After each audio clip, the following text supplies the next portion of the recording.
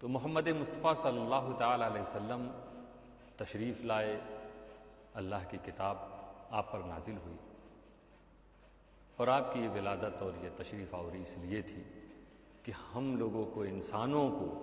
تاریکیوں سے نکال کر آپ رب کی راہ پر لے آئیں، نور کی طرف لے آئیں۔ اللہ نے نور خود مصطفیٰ کو فرمایا، جب ہم مصطفیٰ کی طرف آ جائیں گے اپنے آپ تاریکیوں سے دور ہو جائیں گے۔ اور آیت کریمہ میں ظلمات ہے، ایک تاریکی نہیں، بہت ساری تاریکی، شرک کی تاریکی ہو، گناہوں کی تاریکی ہو، ظلم کی تاریکی ہو، برائیوں کی تاریکی ہو، جس قسم کی بھی تاریکی۔ بعثت مصطفیٰ کا مقصد تھا کہ اللہ اپنے بندوں کو ان تاریکیوں سے باہر نکالنا چاہتا ہے اور نور و ہدایت کی طرف لانا چاہتا ہے، سلامتی اور نجات کی طرف رب قدیر لانا چاہتا ہے۔ تو جب ہم جشن مصطفیٰ منائیں، جب ہم جلوس مصطفیٰ نکالیں، کیا ہی بہتر ہو کہ ہم وہ اس ساعت، جو وہ صبح صادق ہے، فجر سے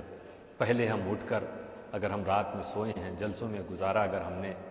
کچھ اچھی باتیں سنی تو اس پر عمل کی توفیق ہمیں ملے، ہم ایسی دعا کریں، اور ہم کچھ پل کے لیے سو گئے ہیں تو اٹھیں، تہجد کی نماز ادا کریں۔ پھر خاص اس وقت سب لوگ اجتماعی طور پہ درود و سلام کا نذرانہ بارگاہ مصطفیٰ میں پیش کریں۔ یہ سب کو کوشش کرنا چاہیے۔ بہت سی جگہ ایسا ہوتا ہے، بہت سے مدارس میں، مساجد میں اس چیز کا اہتمام ہوتا ہے، یا آپ کہیں نہیں جا سکے تو اپنے گھر ہی میں اٹھ کر اپنے فیملی ممبرز کے ساتھ اس گھڑی، وہ سہانی گھڑی جس وقت طیبہ کا چاند چمکا، جس سہانی گھڑی چمکا طیبہ کا چاند، میرے دوستو، اس دل افروز ساتھ اور اس وقت اس دھرتی پر تشریف لانے والے نبی اکرم صلی اللہ تعالیٰ علیہ وسلم کی بارگاہ میں سب لوگ مل کر درود و سلام پڑھیں گے تو ایک عجیب کیفیت بھی طاری ہوگی، آپ خود محسوس کریں۔ اور اس کے فوراً بعد اب آپ فجر کی نماز ادا کریں، اور پھر جس طرح بھی آپ شریعت کے دائرے میں رہ کر اس دن کو منانا چاہتے ہیں، آپ منائیے۔ اس سال بہت سی جگہ پر کیونکہ ایسا موقع آیا ہے، کیونکہ دوسری قوم کا بھی ایک تہوار ہے، تو کہیں کہیں وقت میں تبدیلی کر دی گئی ہے۔ اگر دوپہر بعد جلوس نکلتا تھا، صبح نکلنے لگا، یا اگر جس ڈیٹ میں جلوس نکلتا تھا اس کے ایک دن یا 2 دن لوگوں نے بڑھا دیا ہے، ایڈمنسٹریشن کے کہنے سے، انتظامیہ کے کہنے سے، اور خود بھی اس چیز کو محسوس کیا کہ بھئی کسی قسم کا کوئی ڈسپیوٹ نہیں ہونا چاہیے۔ ہمیں نبی صلی اللہ علیہ وسلم کو پوری زندگی 12 مہینے ہر ساتھ یاد کرنا چاہیے۔ تو اگر کسی وجہ سے اگر ہمیں ایک دن بعد جلوس نکالنا پڑ رہا ہے، کوئی بات نہیں، بات ہم مان لیتے ہیں، لیکن میرے دوستو یہ کہیں نہ کہیں ایسی نوبت نہیں آئے گی اگر ہم مکمل سیرت مصطفیٰ کو اپنائیں، اگر ہم جلوس کی وہ شان لے آئیں واپس، جس شان سے صحیح معنوں میں نکلنا چاہیے جلوس سے، اس میں کوئی ہلڑ بازی نہ ہو، فلمی طرز پہ کچھ پڑھا نہ جا رہا ہو، یا کچھ ناچنے گانے کا انداز نہ ہو، اچھل کود کر نعرے لگانے والے نہ ہوں، بڑی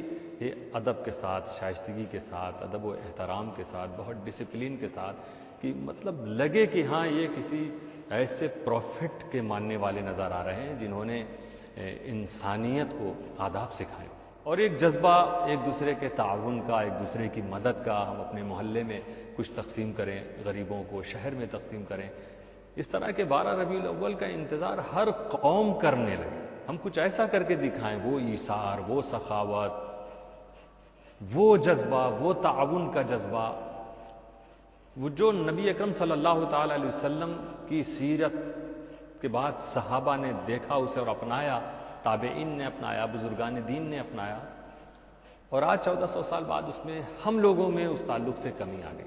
ہم بہت سیلفش نظر آئے، بہت کچھ ہم پرچار کے لیے، ناموری کے لیے کرتے نظر آئے۔ جلوس محمدی میں بھی کبھی کبھی ہمارا جلوس اچھا نکلے، ان کا اچھا نکلے، اس مقابلے میں ہم رہ جاتے ہیں۔ ہمیں تو مسابقہ کرنا چاہیے بھلائی کے کاموں میں، اچھی نیت، ایک دوسرے کے تعاون کے ساتھ۔ تو جب ہم یہ جذبہ لے کر جلوس محمدی نکلیں گے یا 12 ربیع الاول کا دن گزارنا شروع کریں گے، اور ایسی سچویشن اگر آتی کبھی، تو پھر ہم یہ کہیں گے کہ نہیں، ہم آج نہیں، ہم کل منا لیں گے، تو دوسری قوم کے لوگ کہیں گے، پرشاسن کہے گا آپ سے کہ نہیں نہیں، آپ بھی آج ہی منائیے، آپ بھی آج ہی جلوس نکالیے۔ جب ہم اپنا ایسا کردار و عمل پیش کریں گے، جب سیرت مصطفیٰ کو ہم اپنائیں گے، لوگ خود سوچیں گے ایسے نبی کے ماننے والے تو کسی قوم میں نہیں۔ وہ انتظار ہم سے زیادہ کریں گے 12 ربیع الاول کا۔ تو یہ موقع ہے ہم سب کے لیے کہ ہم ابھی بھی اپنے اندر چینجنگ ہمیں مقصد یہ کہ جب ہم نکلیں تو اسلام کی شان و شوکت نظر آوے، کلمہ اسلام کی شان و شوکت نظر آئے، رسول اکرم صلی اللہ تعالیٰ علیہ وسلم کی غلامی کی نشانیاں ظاہر ہوں ہمارے اندر، کہ ہمارا جلوس نکل رہا ہے، اب اگر نماز کا وقت ہو گیا ہے تو ایک طرف یہ فرض ہے جس کی دعوت نبی صلی اللہ علیہ وسلم نے دی، جو نبی کی آنکھوں کی ٹھنڈک ہے، جو معراج کے موقع پر نبی کو جو تحفے میں دی گئی، آج اس نبی کی ولادت کے دن جب ہم اسے یاد کر رہے ہیں تو اس دن بھی ہم مسجد کی طرف نہ جائیں، نماز کی طرف نہ جائیں تو ہم سے بڑا غافی کون ہے؟ پھر اس جلوس سے کیا فائدہ نکلے گا؟